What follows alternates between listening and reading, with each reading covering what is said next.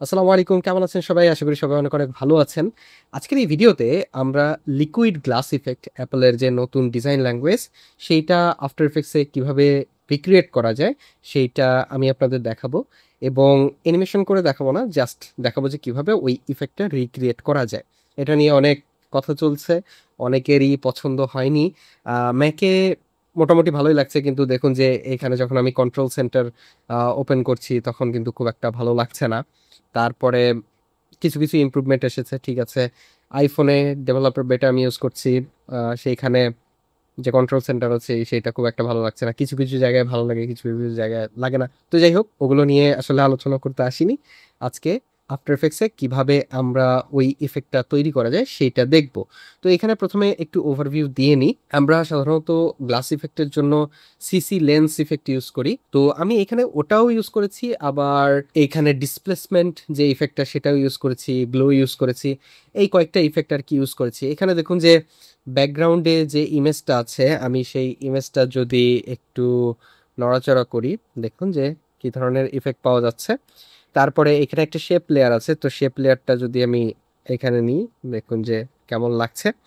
এখানে কিছুটা আমি এরকম ইফেক্ট রেখেছি যে আইফোন আমি দেখলাম যে কিছু জায়গায় যখন টাচ করা যায়, যখন সেখানের ব্রাইটনেসটা কিছুটা বেশি থাকে। তো ঐরকম বাটনের আর কি ডিজাইনটা আমি করেছি যে কিছুটা ব্রাইটনেস এখানে বেশি থাকবে, বাট আপনি চাইলে ব্রাইটনেসও কম বেশি করতে পারবেন সেই ক্ষেত্রে। তো এটা আসলে কিভাবে করা যায় চলুন দেখি। প্রথমে আমি নতুন একটা প্রজেক্ট নিয়ে নেব। ক্রিয়েট নিউ কম্পোজিশনে ক্লিক করলাম। জাস্ট 90/20/1080 থাকলো। ওকে, আমি এইখানে যে কোনো একটা ইমেজ আনবো। এই ইমেজটা আনলাম, ছোট করে দিলাম। এখন এইখানে আমার একটা শেপ লেয়ার নিতে হবে। আমি ইউটিউবে একটা ভিডিও অলরেডি দেখেছি একজনের, যে হচ্ছে ডিসপ্লেসমেন্ট ইফেক্ট দিয়ে করেছে। সিসি যে লেন্স ইফেক্ট সেটা ইউজ করে নাই, অনেকে আবার ইউজ করেছে যে প্রিজার্ভ ডিটেলস নামের একটা ইফেক্ট আছে, সেইটা কিছুটা ডিটেলস ধরে রাখার জন্য ডিসপ্লেসমেন্ট ইফেক্ট যখন ইউজ করা হয় তখন। আমি ওগুলো ইউজ করেছি, সাথে আবার সিসি যে লেন্স ইফেক্টটা আছে সেটাও ইউজ করেছি। তো ওভারঅল আমি কিভাবে আরেকটু ইজিলি করা যায় সেটা ট্রাই করলাম আজকে সারাদিন। তো যাই হোক, এই যে শেপলেটটা আমি নিলাম, এইখানে আমি এইটাকে একটু রাউন্ডনেস যেটা আছে সেটা বাড়িয়ে দেব। তারপরে এটাকে আমি টোটালটা ব্ল্যাক করে দেব। দেওয়ার পরে এটাও 0 করে দিয়ে ব্রাইটনেসটা 50% করে দেব। তাহলে এটা হচ্ছে 50% গ্রে হয়ে যাবে, একদম ব্ল্যাক না, একদম হোয়াইট না, মাঝামাঝি জায়গায়। ঠিক আছে, এটা ইম্পর্টেন্ট। জাস্ট ওকে ক্লিক করব। এটাকে একদম আমি মাঝ বরাবর আনবো। এরপরে এটা আমার মেইন যে লেয়ারটা সেটা হবে। এইটাকে আমি ডুপ্লিকেট করব। ডুপ্লিকেট করে গ্লো নাম দিব। এইটাতে আমি লেয়ার ইফেক্টের মাধ্যমে গ্লো ইফেক্ট অ্যাড করব। রাইট বাটন ক্লিক করব, লেয়ার স্টাইলে যাব, তারপরে ইনার গ্লো দেব। ইনার গ্লো এইটা ওপেন করলাম, আমি অপাসিটি 100 করে দিলাম। তারপর এটার যে সাইজটা আছে এইটা বাড়িয়ে দেব এবং এই যে কালারটা আছে এইটা একদম হোয়াইট করে দিব। ওকে, তারপরে নিচের দিকে আর কিছু আপাতত চেঞ্জ করব না। এটাকে আরেকটা ডুপ্লিকেট করব। এটা হবে আমাদের ডিসপ্লেসমেন্ট ম্যাপ। এইটা থেকে আমরা যে লেয়ার স্টাইলটা আছে ইনার গ্লো সেটা ডিলিট করে দেব এবং এইখানে নতুন একটা লেয়ার স্টাইল অ্যাড করব। সেইটা হচ্ছে বেভেল অ্যান্ড এমবস। এইটার সাইজ একটু বাড়িয়ে দেব নিচের দিকে গিয়ে। এটা এই যে হাইলাইট অপাসিটি যেটা আছে এবং শ্যাডো অপাসিটি দুইটাই 100% করে দেব। দেওয়ার পরে এটাকে নিচের দিকে আনলাম। আনার পরে এই ডিসপ্লেসমেন্ট ম্যাপ যেটা আছে সেটা বন্ধ করে দেব। গ্লোটাও আপাতত বন্ধ থাকলো। যে শেপ লেয়ারটা আছে, মেইন শেপ লেয়ার, সেটাতে আমি ডিসপ্লেসমেন্ট যে ইফেক্টটা আছে সেটা ইউজ করব। এই যে ডিসপ্লেসমেন্ট ম্যাপ এইটা অ্যাপ্লাই করব।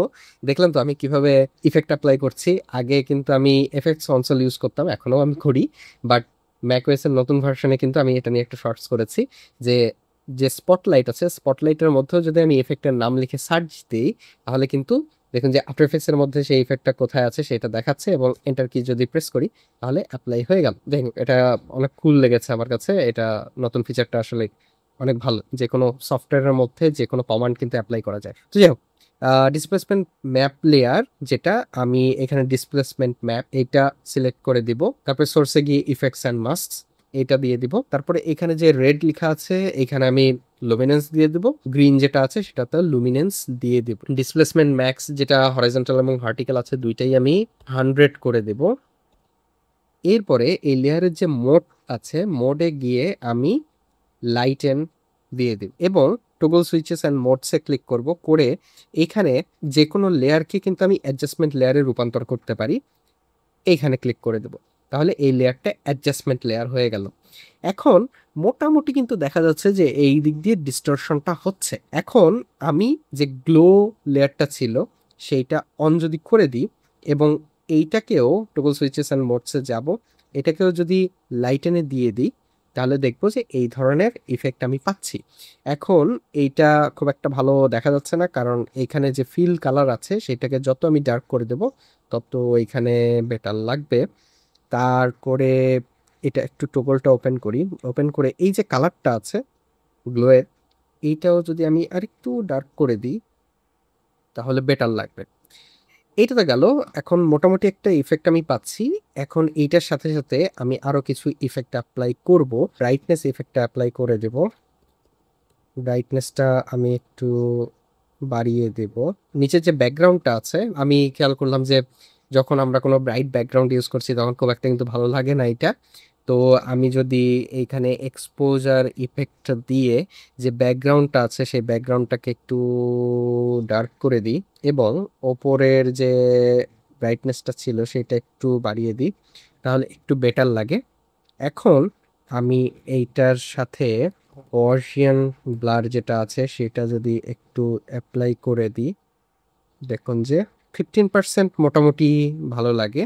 এখন মোটামুটি সবকিছুই হলো, কিন্তু আমি যদি এটাকে নাড়াচাড়া করাতে যাই তাহলে দেখবো যে সবকিছু একসাথে নাড়াচাড়া করছে না। তো আমি যেটা করব, এখানে রাইট বাটন ক্লিক করে নিয়ে গিয়ে নাল অবজেক্ট একটা নিয়ে নেব এবং এই তিনটা ইফেক্টকেই আমি নাল অবজেক্টের সাথে প্যারেন্ট করে দেব। এখন যদি আমি নালটা এভাবে নেই তাহলে দেখুন এই ধরনের ইফেক্ট পাচ্ছি। এখন এটাকে আরেকটু গ্লাস টাইপের ইফেক্ট দেওয়ার জন্য আমি এটার উপর সিসি লেন্স যে ইফেক্টটা আছে সেটা অ্যাপ্লাই করব। করার পরে একটা জিনিস খেয়াল রাখতে হবে, এই যে লেন্সের যে সেন্টারটা আছে, ঠিক আছে, এইটাকে আমার জায়গা মতন বসাতে হবে, মানে একদম মিডল বরাবর বসাতে হবে। ঠিক আছে, যখন আমি নাল যে লেয়ারটা আছে সেইটাকে যখন ডানে বামে করব, সেই মিডল সেন্টার পয়েন্টটাও যেন এদিক ওদিক হয়। এই কাজটা কিভাবে করব, আমি পি কি প্রেস করব নালের এইখানে, আর এই যে শেপ লেয়ার যেটা আছে এইটারও যে সেন্টার পজিশন আছে অপশন কি প্রেস করে একটা ক্লিক করব, তাহলে দেখবো যে এক্সপ্রেশনে পিকুইপ দেখা যাচ্ছে। আমি এটাকে ড্র্যাগ করে এই যে নালের যে পজিশনটা আছে সেটার উপর এনে ছেড়ে দেব, তাহলে এখন আমার এই নাল অবজেক্টটা যেখানে যাবে সেইখানে টোটাল এই বাটনটাই যাবে। তো দেখুন যে এখন অনেকটাই ওই ধরনের ইফেক্ট পাওয়া যাচ্ছে। আপনি চাইলে এই যে সাইজ যেটা আছে এটা কম বেশি করতে পারেন। তারপরে কনভার্জেন্স যেটা আছে এটা 100 দেওয়া আছে, 100ই ভালো কাজ করে আমি দেখেছি। এখন আপনি এটাকে যে কোনো জায়গায় পজিশন করতে পারেন। আর এখানে যে ফ্লোটা আছে সাইডের, এই জিনিসটা আসলে এটাও আপনার সাবজেক্টিভ। আসলে এই জিনিসগুলো সবই সাবজেক্টিভ, একদম অ্যাকুরেট তো আর পড়া যাবে না। এখানে আপনি চাইলেই এই জিনিসগুলো কম বেশি করতে পারেন। তো যাই হোক, আশা করি এই টিউটোরিয়ালটা আপনাদের কাজে আসবে এবং নিচে ডেসক্রিপশনে আমি যে টিউটোরিয়ালগুলো অলরেডি দেখেছি সেগুলোর লিঙ্কও দিয়ে দিব।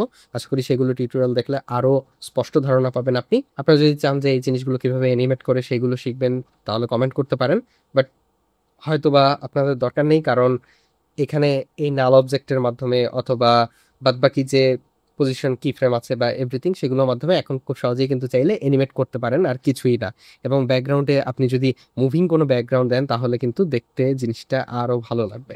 ঠিক আছে, তো যদি আপনাদের কোনো হেল্প প্রয়োজন হয় অবশ্যই আমাদের যে গ্রুপ আছে সেখানে পোস্ট করবেন অথবা নিচে কমেন্টে জানাতে পারেন। নেক্সট ভিডিওতে আপনাদের সাথে আবার দেখা হবে, কথা হবে। সে পর্যন্ত সবাই ভালো থাকবেন এবং সুস্থ থাকবেন। আল্লাহ হাফেজ।